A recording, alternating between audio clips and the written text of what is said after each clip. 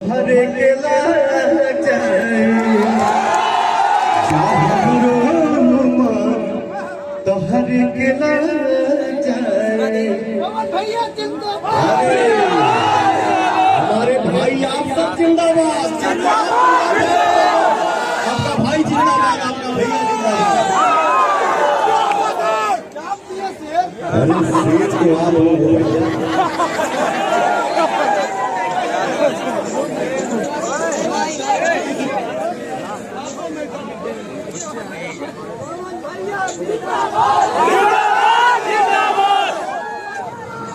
दो लाइन आप सब के लिए। होठों पर तोहारी कैसे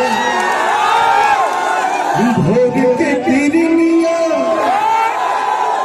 अखियां में प्यार के समय दुनिया। अरे होठों पर तोहारी जैसे भोग के किरनिया, अखियां में प्यार के दुनिया। अरे बिंदिया बुझाला ऐसे जैसे चांद से जले बड़े, बिंदिया बुझाला ऐसे जैसे चांद से जले बड़े। बाबू भगवान बड़ी फुर्सत से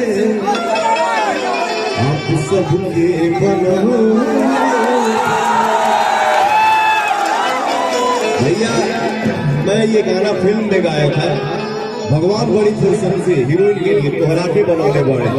यहाँ मैंने बोला आप सबके बनौने बड़े, एक भाई बोल रहा है कि आपको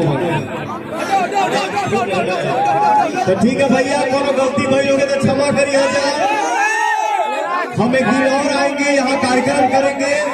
अभी के लिए क्षमा चाहता हूँ क्योंकि मुझे अभी शूटिंग में जाना है, मुझे गाना का शूट चल रहा है, शूटिंग कंप्लीट करना है। जय लव यू, खूब आगे बढ़िए, आप लोग खूब तरक्की करिए।